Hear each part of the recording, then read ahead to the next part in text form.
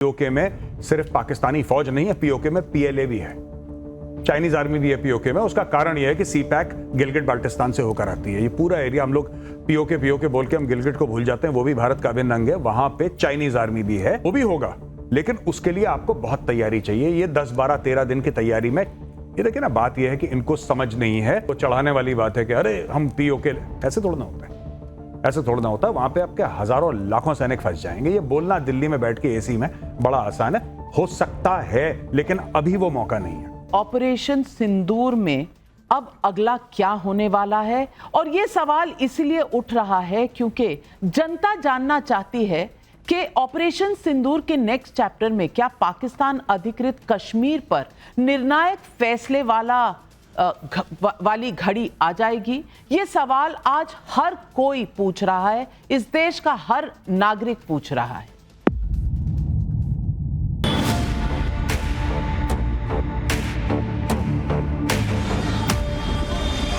जब भारत की सेना पाक अधिकृत कश्मीर पे कब्जा कर सकती थी, बलूचिस्तान को पाकिस्तान के नक्शे से मिटा सकती थी, अलग कर सकती थी, ट्रंप के कहने पे सीज फायर की घोषणा क्यों की?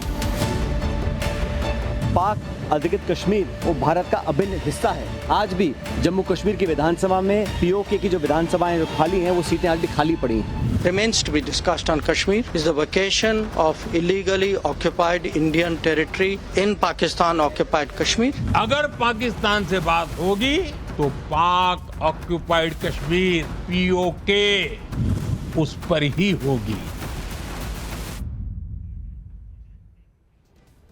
सुशांत सरीन, जंग स्थगित हो चुकी है और ऑपरेशन सिंदूर अभी बाकी है, तो नेक्स्ट चैप्टर में सवाल ये उठ रहा है कि पीओके आएगा। मैं पूछना चाहती हूं कि ये प्रधानमंत्री ने भी कहा कि हमारी बात अगर पाकिस्तान से होगी तो सिर्फ बात होगी टेररिज्म पर और पीओके पर। आप समझते हैं, जैसा कुछ राजनीतिक पार्टियां समझती हैं कि हमारे पास एडवांटेज था, पीओके लेकर ही आना था, जैसे कि आलू लेने गए टमाटर लेते आओ। मैं पूछना चाहती हूं, क्या ये इतना आसान है? नहीं, ये नाविका इतना आसान नहीं है। और हमको एक 2-3 चीज़ें हैं इसमें। एक तो जो ऑपरेशन सिंदूर था उसके जो उद्देश्य थे वो लिमिटेड थे। उसमें ये नहीं था कि हम पाकिस्तान के ऊपर यलगार कर रहे हैं और या पाकिस्तान को ध्वस्त कर देना है, लेकिन उसमें ये था कि पाकिस्तान ने एक आतंकवादी घटना को अंजाम दिया और उसकी प्रतिक्रिया यहाँ से जानी थी, और प्रतिक्रिया ऐसी होनी थी कि पाकिस्तान को दंडित किया जाए, जो कि किया। और दंडित कैसे किया कि उनके 9 जो बहुत बड़े बड़े मरकज़ थे, सेंटर्स थे आतंकवाद के, उनके ऊपर आपने अटैक किया, उनको ध्वस्त किया। दूसरा क्या जो उद्देश्य था वो ये था कि अगर पाकिस्तान उस पर रिस्पॉन्ड करता है भारत के खिलाफ, तो भारत की जो प्रतिक्रिया होगी पाकिस्तान के रिस्पॉन्स से ज़्यादा तीव्र होगी। और जो 3 दिन में जो आदान प्रदान हुआ पाकिस्तान और भारत के बीच में, वो मेरे ख्याल एस्टैब्लिश हो गया कि 10 तारीख को जिस तरीके से वहाँ पर जो कुछ हुआ, उनके एयर बेसिस को डिस्ट्रॉय किया, एयर डिफेंस सारा सिस्टम उनका डिस्ट्रॉय किया, इतना उद्देश्य था। अब अगर आपने पीओके को ऑक्यूपाई करना है तो थोड़ा सा और शायद गौरव इसके पे ज़्यादा बोलेंगे कि एक वहाँ पर बहुत सॉलिड मिलिट्री प्रेजेंस है पाकिस्तान की।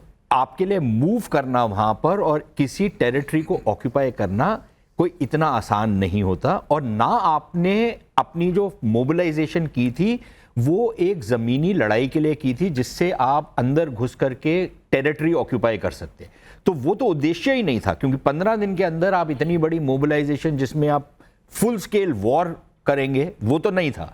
और हम फुल स्केल वॉर इसलिए नहीं चाहते थे क्योंकि एक एंडलेस वॉर में हम फंसना नहीं चाहते, पहली बात। दूसरी चीज़ ये कि पीओके का जो भारत का जो उद्देश्य है, और ये सिर्फ भाजपा का नहीं है, तमाम जो यहाँ पर सरकारें रही हैं उन्होंने यही उद्देश्य रखा है कि पाकिस्तान के साथ कश्मीर के ऊपर अगर कोई बातचीत होगी तो उसका एक ही केंद्र बिंदु है, और वो है कि पीओके पे आपका जो अवैध कब्जा है उसको आप कब छोड़ेंगे। ये हम राजनीतिक और कूटनीतिक तरीके से करना चाहते हैं। और उसका सल्यूशन देखिए, एक तो ये हो सकता है कि आप फुल स्केल वॉर करें और ये काम करें, और उसमें आपका भी नुकसान होगा, तो मेरे ख्याल ये हमारे को समझ लेना चाहिए।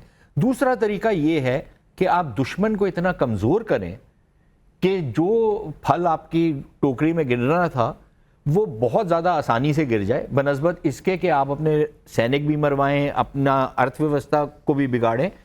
तो उद्देश्य वो है अभी भी कि पीओके का भारत में वापस आना अनिवार्य है, लेकिन उसके लिए हमारे को कोई जल्दबाजी करने की ज़रूरत नहीं है।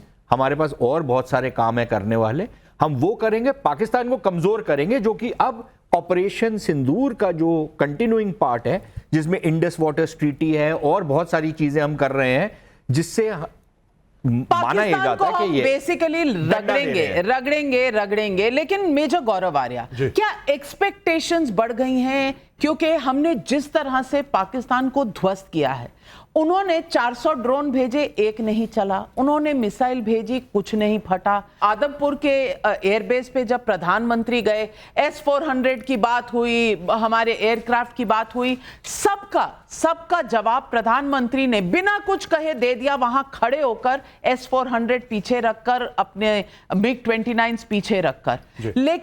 लेकिन हमारी सेना की ये विक्ट्री है, इसमें कहीं दो राय नहीं है। लेकिन क्या अब भारतीयों का और खास करके जो हमारी विपक्षी पार्टियों का ये दिल मांगे मोर हो गया है? ये वैसा समय आ गया है? धन्यवाद बहुत बहुत बुलाने के लिए नाविका। नहीं, ये जो एक्सपेक्टेशन है कि पीओके लेना है, ये तो देश के पार्लियामेंट में भी है। 1994 में रेजोल्यूशन पास हुआ था। तो ये कहना कि पीओके भारत को लेना है, ये तो कोई गलत बात नहीं है। ये तो एक बात है जो है, पार्लियामेंट में है तो फिर सबके लिए है। लेकिन इशू ये है कि ये वाली जो लड़ाई थी, इसमें जो प्यूनिटिव एक्शंस लिए गए, जो डिस्प्रोपोर्शनेट और विजिबल एक्शन लिए गए, उनका एक खास मकसद था। This was essentially an anti terrorist operation, एक तरीके से हम कह सकते हैं। ये वॉर नहीं था। तो जो लोग कह रहे हैं कि हम लोग कर रहे थे, पीओके ले लेते, पीओके में सिर्फ पाकिस्तानी फौज नहीं है, पीओके में पीएलए भी है, चाइनीज आर्मी भी है पीओके में। उसका कारण यह है कि सीपैक गिलगिट बाल्टिस्तान से होकर आती है। ये पूरा एरिया, हम लोग पीओके बोल के हम गिलगिट को भूल जाते हैं, वो भी भारत का अभिन्न अंग है। वहां पे चाइनीज आर्मी भी है। पहली बात तो ये मैं आपको बता दूं, वो भी होगा, लेकिन उसके लिए आपको बहुत तैयारी चाहिए। ये 10, 12, 13 दिन की तैयारी में, ये देखिए ना, बात ये है कि इनको समझ नहीं है, या फिर ये सरकार को घेरे हैं, इनका काम है। मैं तो पॉलिटिशियन नहीं हूं, मैं कोई किसी कांग्रेस बीजेपी का तो नहीं हूं, तो मुझे इनका कोई आइडिया नहीं है क्या बोलते हैं, क्यों बोलते हैं।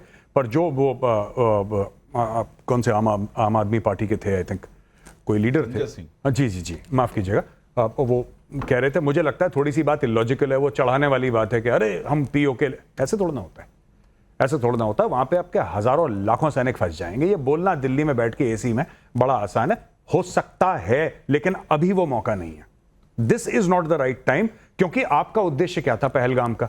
आपने ये बोला कि पहलगाम में हो गया है आपका, पहलगाम एक बहुत बड़ा आतंकी हमला हो गया है। अब आपको हिट बैक करना है पाकिस्तान को, आतंकी और आपने हिट बैक किया, ऐसा किया कि कमर तोड़ के रख दी आपने पाकिस्तान की। लेकिन अश्विनी कुमार जी, मैं ये पूछना चाहती हूं कि क्या विपक्षी पार्टियां सिर्फ एक मखौल के तरीके से इस बात को कहती हैं? सचिन पायलट कह रहे हैं, संजय सिंह आम आदमी पार्टी से कह रहे हैं, ये मखौल की बात नहीं है।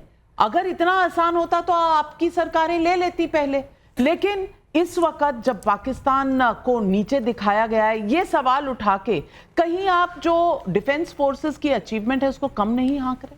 नाविका जी, पहले तो एक डिफरेंशिएशन कर दो कि सरकार अलग है और सेना अलग है। क्योंकि जब भी हम सरकार से सवाल करते हैं, आप बोलते हो हम सेना से सवाल कर रहे हैं। जब भी हम सेना की सरकार सवाल उठाते हैं, आप बोल रहे हो कि आप सेना की बेइज्जती कर रहे हैं। और उसी वक्त आप ये भी कह रहे हो कि मोदी जी जाते हैं, सरकार के नुमाइंदे हैं, वहाँ जाते हैं और सेना का मनोबल बढ़ा देते हैं, वो सेना को रिप्रेजेंट कर रहे हैं। तो पहले ये एक लाइन क्लियर कर दो कि सरकार पे सवाल उठाना, सेना पे सवाल उठाना, दोनों अलग अलग बातें हैं। वॉर सिचुएशन में आप क्या मानेंगे? वॉर सिचुएशन में क्या मानेंगे? नहीं, मुझे सुशांत सरीन बताइए, क्या वॉर सिचुएशन में सरकार और सेना अलग है? कॉन्स्टिट्यूशन का हमें राइट देता है। नहीं मिश्रा जी, हाँ राइट देता है। वॉर सिचुएशन में हम सवाल कर सकते हैं। नहीं, आप सवाल कर सकते हैं, इमरजेंसी, लेकिन ये सवाल इस वक्त क्यों? तो डिक्लेयर कर दीजिए कि इमरजेंसी चल रही है, आपका आर्टिकल 19 एग्जिस्ट नहीं करता। आपने सवाल उठाया, उसका जवाब सुन लीजिए। मैं बिल्कुल, मैं तो यहां तक आपसे डिसएग्री भी करता हूं। सिर्फ सरकार से ही नहीं सवाल पूछे जा सकते, सेना से भी पूछे जाने चाहिए।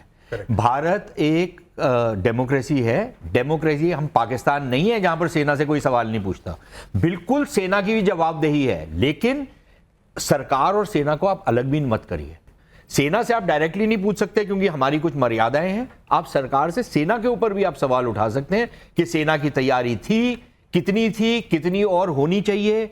सिर्फ आलोचना करने के लिए मत पूछिए सवाल, सेना की बेहतरी के लिए भी आप पूछ सकते हैं। अनफॉर्चुनेटली यहाँ पर अक्सर जो सवाल पूछे जाते हैं आलोचना के लिए नहीं होते नहीं हैं। सरीन, ये गलत इल्जाम है। नाविका जी, आगे भी बढ़ना है, एक सवाल नहीं है, चैप्टर कई हैं। ऑपरेशन सिंदूर में पाकिस्तान पर भारत के एक्शन की सबसे बड़ी बाधा चीन और तुर्की बने, इसलिए भारत में दोनों देशों के खिलाफ बहुत गुस्सा है। तो क्या ऑपरेशन सिंदूर के नेक्स्ट चैप्टर में चीन तुर्की से आर पार होगा? पहला सवाल हम इसलिए पूछ रहे हैं क्योंकि एक देश की राय है। देश की राय क्या है, खुद देखिए।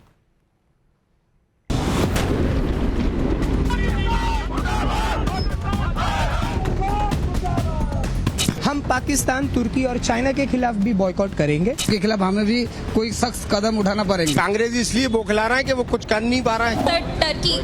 टर्की बॉयकॉट, टर्की के बाइकआउट पे बॉयकॉट के लिए।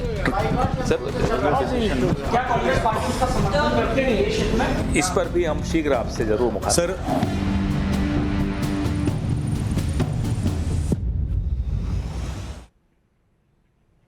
प्रदीप भंडारी जी, सवाल आपसे है। ये टर्की के बॉयकॉट पर देश ने अपना मन बना लिया है।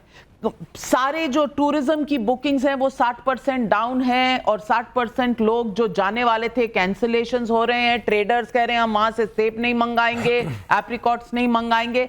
सवाल है कि जनता में रोष है, लेकिन आपने कल एक कंपनी का कॉन्ट्रैक्ट या सिक्योरिटी क्लियरेंस कैंसिल की। क्या ये बात क्योंकि गर्मा गर्मी में है तो यहीं रुक जाएगी? क्योंकि 2 साल पहले तक तो आप ऑपरेशन दोस्त कर रहे थे तुर्की के साथ।